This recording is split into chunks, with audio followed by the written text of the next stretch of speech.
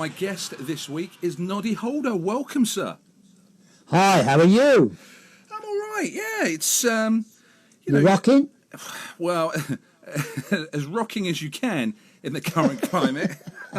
Same here. I mean, I don't have a big red book, but in a way, this will be a very speedy "This Is Your Life," so to speak. Okay. Including... They did me for "This Is Your Life" for real. Yeah, I know. Way back in the mid-90s, Michael Aspel did me, and it shocked me to high heaven. And I've never been speechless before, but when they caught me with a big red book, I never realised for a minute that everybody around me could keep everything so secretive, but they did. What's it like on that? Because it looks a bit twee on TV. Everyone's sitting there all cross-legged. It's all very nice. What was it really like? It's exciting because you don't know what's coming up next, really, and you don't know what guests they've amassed there. You don't know what sort of stories are going to come up about you. So I found it very exciting. I enjoyed it, actually. But it was they did me for one of the Christmas editions.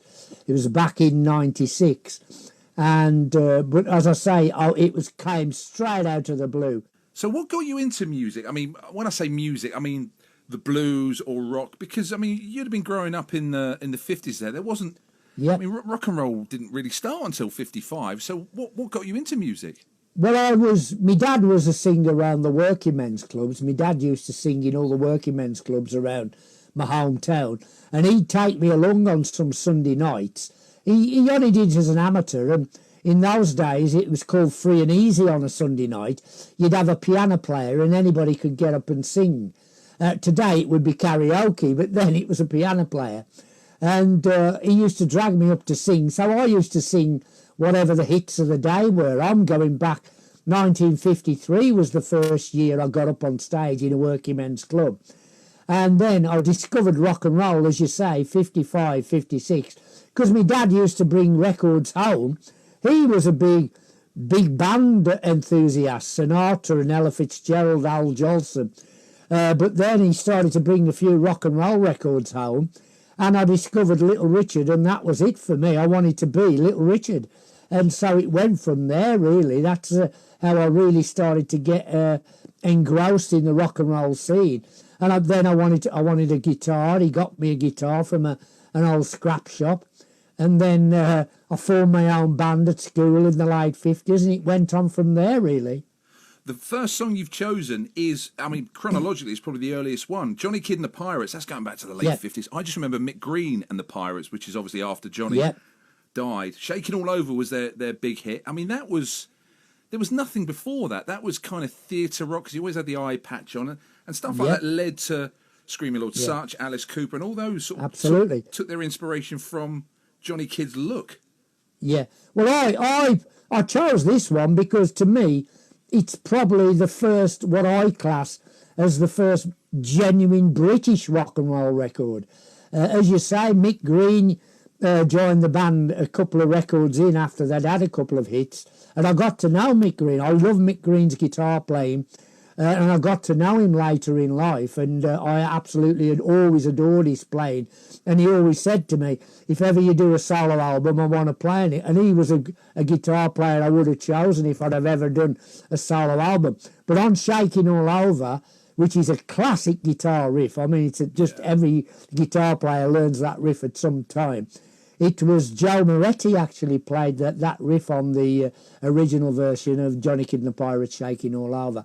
But it is a classic record. And to me, it never dates. There's been lots of heavy rock versions since, but Johnny Kidd and the Pirates version is always the one that tugs at my heartstrings. So, despite people thinking, Slade were a 70s band, but you got together, was it the mid-60s? How did that come about? Yeah, we got together in 66. Originally, that was the year we formed. Yeah, well, I was in another band in the town. Jim, the bass player, he was still at school. Dave and Don were in a band called the In-Betweens. They wanted to split that band up and sort of widen the sort of music they were playing, because essentially they were just a blues band, and they auditioned for a new bass player, found Jim, and then I was in another band that they just bumped into me in the street in Wolverhampton. Him and Don took me for a cup of coffee in the local high street store, and said, do you fancy joining? And I said, well, I don't mind having a rehearsal. And it just clicked as soon as we plugged in and just played the first song together that we all knew. It just clicked immediately. We knew we got something going for us and something different. So it was great, actually. You've chosen a song from arguably one of the first prog bands, King Crimson. This is, was it 69 when this cat was around that time? 21st century schizoid man. 69-ish, I think, yeah. I chose this because when it came out, it really was a revelation, really. It was a brand new sound. Nobody had sounded like that before. It was just something totally new out of the blue. And I got to know in later years, a couple of years later, I got to know Robert Fripp. And one time in America, we were on tour out there, and in America you ended up playing on bills with all different types of bands. And what this promoted a couple of shows of ours, and he put us on this bill. And before us on stage was going to be King Crimson, and the opening act were the Straubs. So can you ever imagine a bill like that? The Straubs, King Crimson, and Slade. It was just a weird bill. And, of course, in the audience, one side of the audience was King Crimson fans, and the other side of the audience was Slade fans. And King Crimson, at that point in time, they were sort of sitting down to play, especially Robert Fripp. And they were playing all this prog music, real delicate and, real fancy arrangements and everything. And our audience was shouting at Crimson, boogie, boogie, boogie. And Fripp, I always remember it, I was watching from the side of the stage, and Robert Fripp, he went up to the microphone and went, we have no intention of boogieing, which I thought was just the best put down of an audience. It was just great.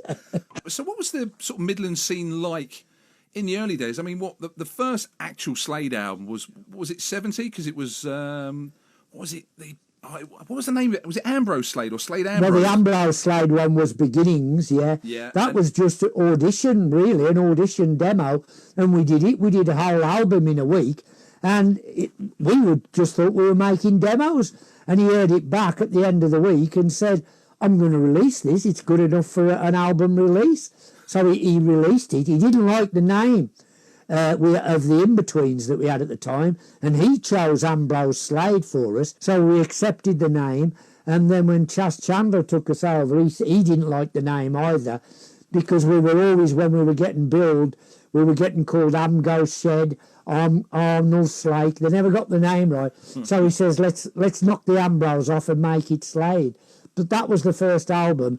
Then the first album we did with Chas as producer was Play It Loud, which was more or less the Skinhead look time. Yeah. So around Play It Loud and Slade Alive, so the early 70s, I mean, Led Zeppelin had just arrived, the Beatles had stopped playing live, they'd sort of done their thing, the Who were around, the Stones were around, but the Midlands would, well, Black Sabbath had just arrived, but what was the sort of music scene like in and around you at that time? Because obviously it's very different then to what you know now.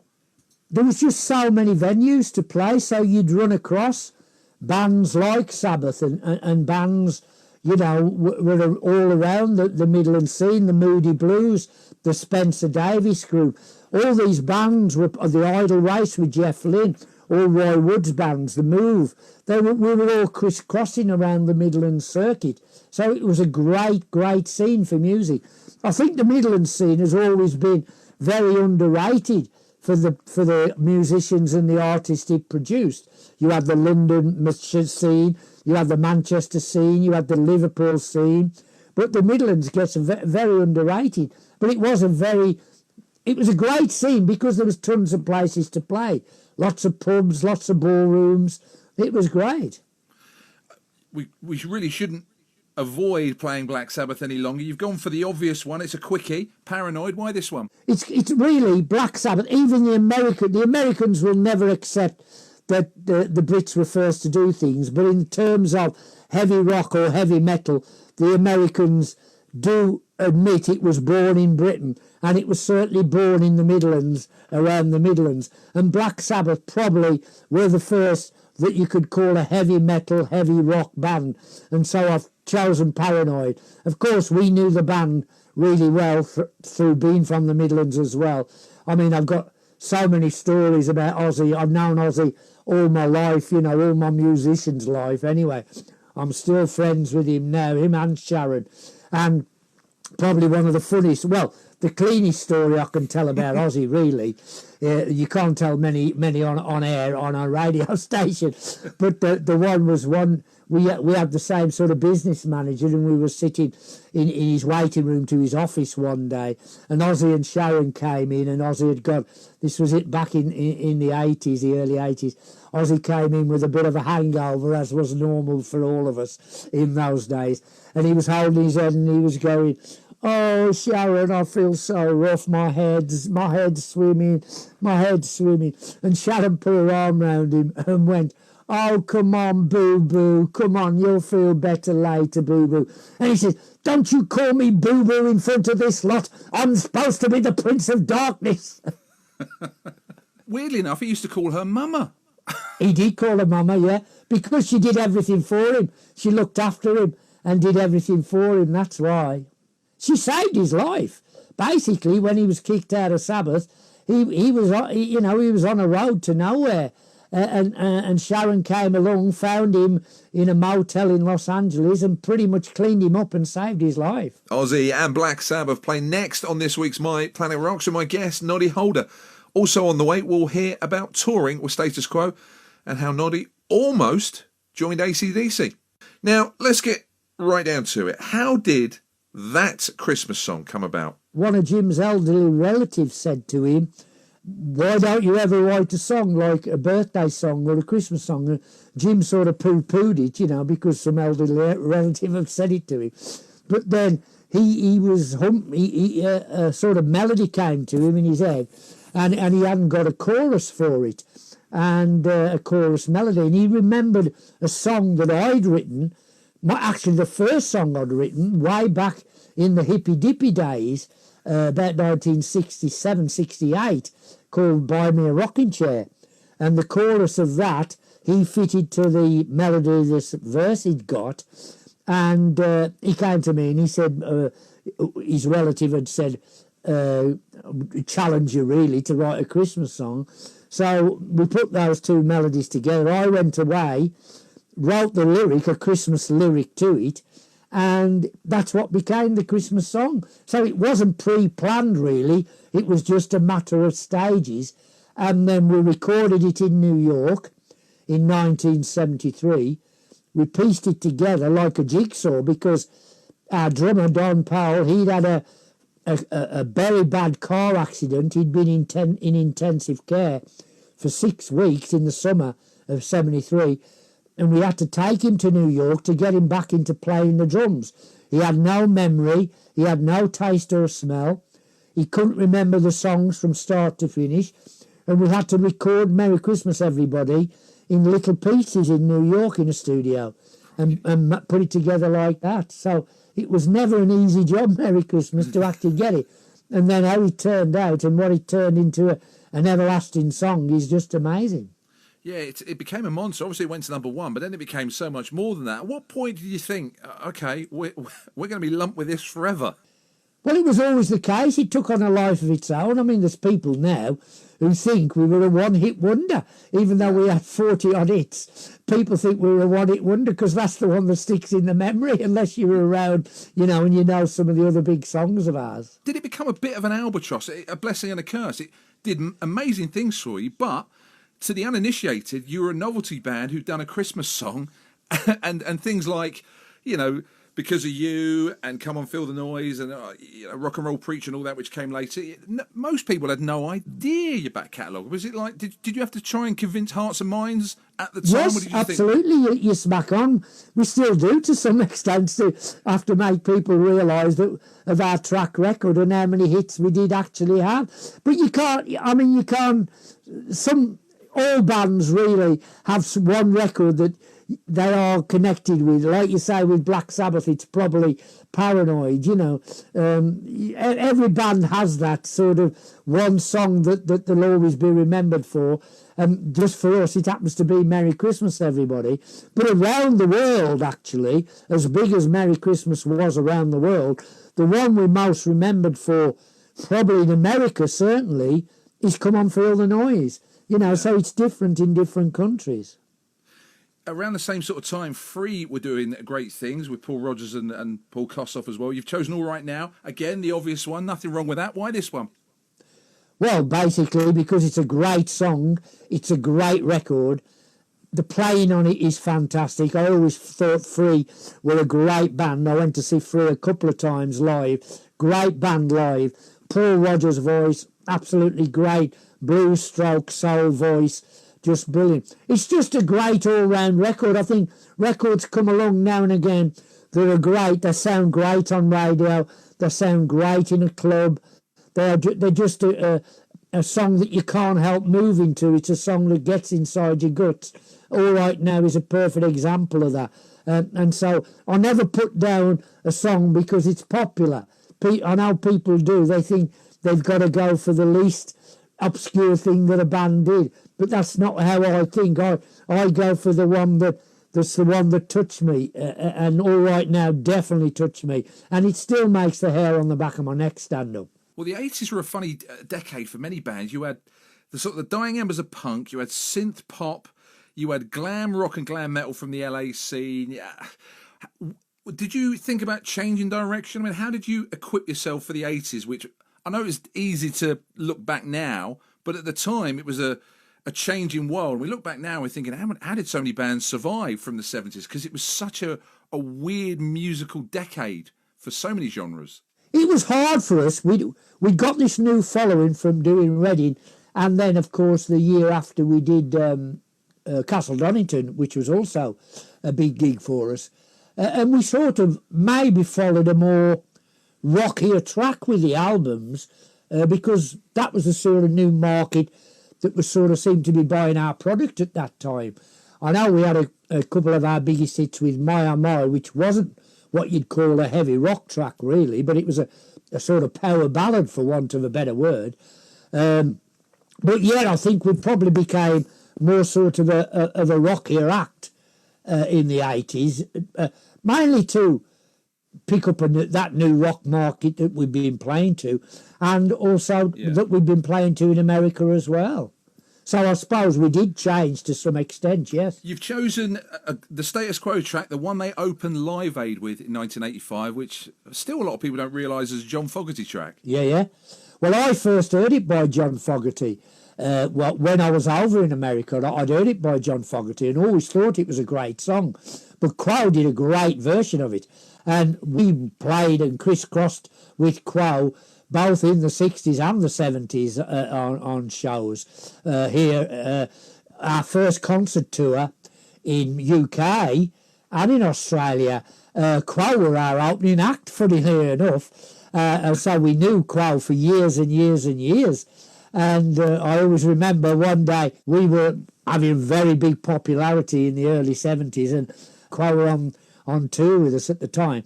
And I was walking down a street with Fran and Rick from Quo, who were big jokers, obviously big jokers. This old lady stopped us in the street and she pointed at me and she was saying, I know who you are. I know your face. You're on the telly, ain't you? She says, you're that Noddy Holder. And, of course, Fran and Rick were falling about laughing, went back to the tour, told everybody what this old girl had said to me. And, of course, all the road crew re-stenciled all my equipment with Noddy Holder on it from then on.